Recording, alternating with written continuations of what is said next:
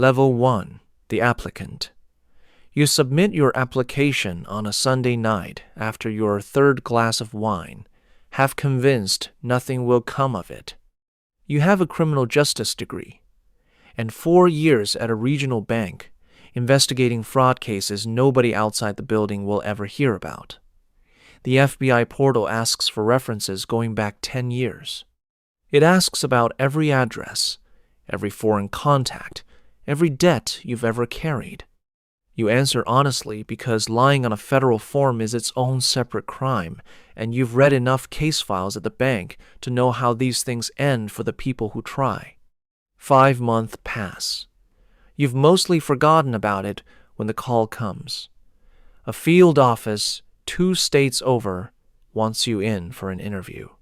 The agent across the table asks about a car accident you were in at 19, one you'd nearly forgotten yourself, and it becomes clear within the first 10 minutes that they've done their homework on you far more thoroughly than you expected. The polygraph that follows is its own particular ordeal.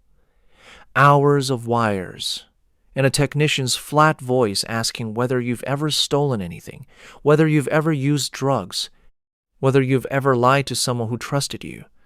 Your palms sweat through all of it. You answer truthfully anyway, because you've convinced yourself the machine reads deception the way a doctor reads a fracture plainly, without room for interpretation. 6 weeks later, a letter arrives. New agent training. Report to Quantico. Level 2. The Trainee. Quantico runs on a schedule that doesn't care what your body wants. You're up at 5:30, running before the sun clears the tree line, sitting through afternoon lectures on federal statutes that blur together by week 6. You learn the paperwork before you learn almost anything else, because the bureau runs on forms the way a body runs on blood. You learn to shoot. Your hands shake the first time you fire a Glock on the range, and an instructor stands over your shoulder repeating the same 4 words until they stop. You run scenarios in a mock town built specifically to break you down and rebuild you. A bank robbery, a hostage negotiation gone sideways, a domestic call that turns violent in the doorway before you've finished announcing yourself. Every scenario gets reviewed afterward, every mistake logged in a report that follows you the rest of training. Not everyone in your class makes it to graduation. Nobody talks much about the ones who don't. You graduate on a cold morning with your parents in the 3rd row. You raise your right hand. You are a special agent of the Federal Bureau of Investigation, and you have absolutely no idea yet what that phrase is actually going to cost you. Level 3. The Special Agent. Your first office sits in a mid-sized city you'd never once considered living in. You're the new agent, paired with a training agent named Reyes, who has 15 years in, and the patience of a man who's mentored several agents before you. Your first case is a string of small bank robberies. A man in a ski mask who's hit 4 branches in 6 weeks without leaving a single usable print. The work is slower than anything you imagined during the recruiting pitch. You spend 3 days pulling security footage frame by frame. You call every pawn shop within 40 miles, asking about a specific model of revolver. You find him eventually through a stolen car report that connects to a known associate, and the arrest itself is almost anticlimactic. A man asleep on a couch in his girlfriend's apartment who doesn't so much as raise his voice when you cuff him. Reyes tells you, this is most of the job. You'll spend years hearing some version of that sentence and only slowly come to believe it. You call your sister that night, a woman named Denise who still lives 3 blocks from where you both grew up, and you tell her about the arrest in a voice that comes out flatter than you meant it to. She asks if you're okay. You tell her you're fine. It's the first time you'll say that sentence to her without meaning it, though it won't be the last. Level 4, the Senior Special Agent.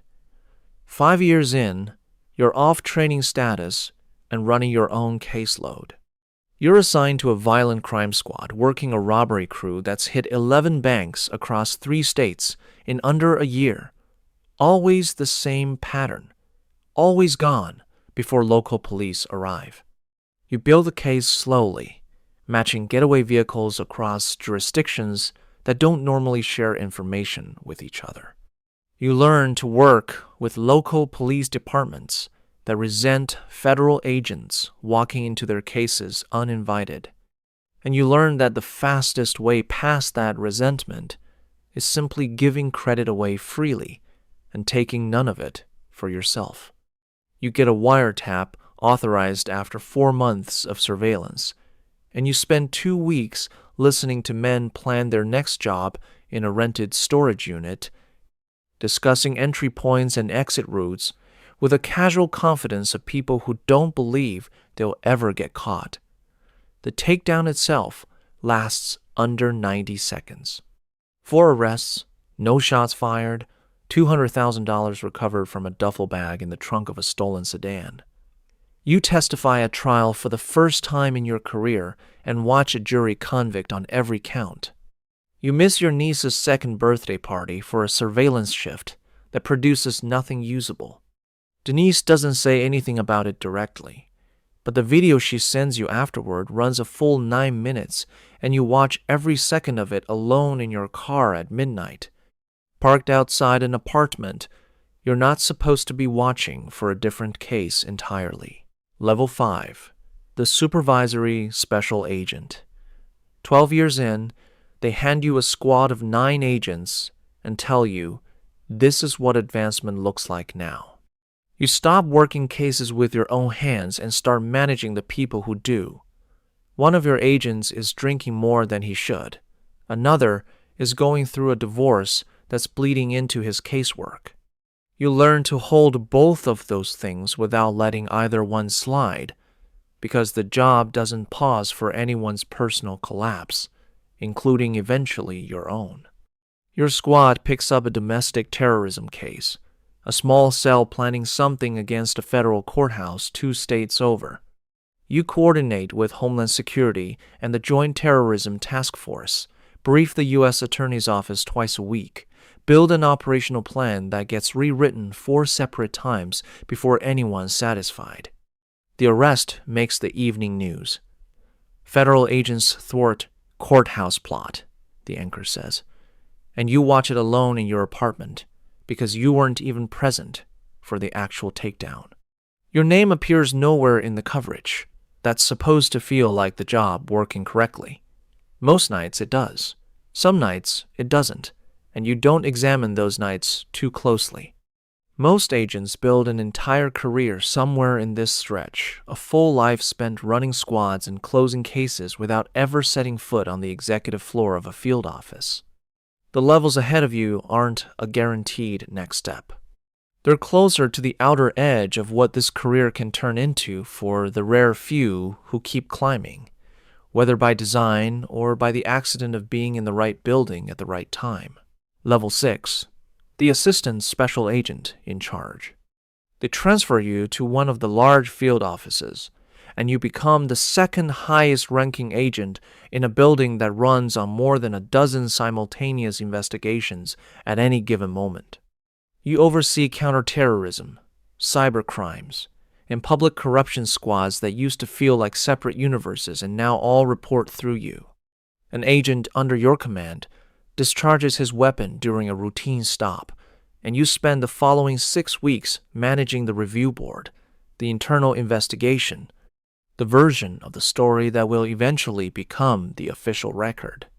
You marry a man named Thomas this year, a school teacher who fell in love with you before he fully understood what the schedule would actually look like once the wedding was over. He learns slowly, the way everyone attached to this career eventually learns, that showing up reliably isn't something the job particularly respects. You sleep 4 hours most nights. You miss 2 of his family's holiday dinners in the same calendar year, and he stops mentioning it out loud somewhere around the 3rd one. Level 7. The Special Agent in charge. You run an entire field office now. Hundreds of people whose successes and failures both eventually land on a report with your name at the bottom. You testify before a congressional subcommittee for the first time, answering questions about resource allocation in careful language that's accurate without giving away anything an ongoing investigation actually needs, kept quiet. You approve a raid on a suspected intelligence asset that goes exactly according to plan, and 3 weeks later, you approve a similar operation that doesn't. An agent is shot during that second one, not fatally, but close enough that you spend 4 hours in a hospital waiting room before anyone will tell you anything concrete. He survives. He's back on light duty within 2 months. You are not entirely back afterward, not in the way that shows up on any performance review, and you start rereading every operational plan an extra time before you sign off on it. A habit your deputy notices without ever mentioning directly. Level 8. The Executive Assistant Director. Headquarters in Washington calls you home, and you leave fieldwork behind for good this time. No return date attached to it. You oversee an entire branch now, a chain of command running through offices across the whole country and ending somewhere on your desk. You brief the Attorney General. You sit in classified briefings, where half the room outranks anyone you've ever personally met, discussing threats that will never make it into any newspaper you'll live to read. Thomas retires from teaching this year and starts asking, gently and then less gently, when exactly you're planning to slow down. You tell him soon. You've told him some version of that word for 11 years running, and he's stopped fully believing it, though he hasn't stopped asking, which you understand is its own kind of love even when it doesn't feel like one in the moment. Level 9. The Deputy Director. A handful of careers in the entire history of the Bureau ever reached this office, and you happen to be standing in one of them. Second highest ranking official in the organization. Tens of thousands of employees and legal attaches scattered across dozens of countries. All of it running through decisions you help shape every single day. You briefed the president twice this year, sit in the Situation Room during a cyber intrusion that nearly takes down part of a regional power grid, and testify before the Senate so many times you stop counting somewhere past the 20th appearance. You're 63. Your knees ache walking up the same stairs that never used to register as stairs at all. Denise calls more often now that your parents are both gone, and you find yourself actually picking up more often than you used to. Not because the job has gotten lighter, but because something in you has finally started weighing the cost correctly. Thomas asks about retirement again on a Sunday morning over coffee, and this time you don't say soon. This time you actually mean the answer you give him. Level 10. The Ghost. You retire after 38 years. There's a ceremony at headquarters. Colleagues you've known for decades, standing in a room that smells like every other federal building you've ever worked in. And the director gives a speech about sacrifice that sounds like it was written for someone slightly more heroic than you actually feel. You receive a medal that goes into a drawer because there's no dinner party conversation where the story behind it makes any sense to explain. You move with Thomas to a house outside the city with more silence in it than either of you fully anticipated. You golf badly. You walk the property line some nights out of a habit you can't fully switch off, scanning for a threat that was never actually going to appear there. Denise visits most Sundays. She's the only person left who knew you before any of this started, and you hold on to that fact more tightly than you'd admit to anyone but her. Somewhere right now, in an apartment 2 states away, someone in their mid-20s is filling out a federal jobs application, imagining a version of this career built almost entirely out of the parts that make good television. They have no idea about the 4-hour nights or the calls that stop feeling like your own family's calls after enough years of missing them. or the specific quiet of a retirement ceremony where the applause is real and the loneliness underneath it is realer. Most of them won't climb nearly this far, and the ones who do will learn, one level at a time, that the climb itself was never really the point. The cycle continues.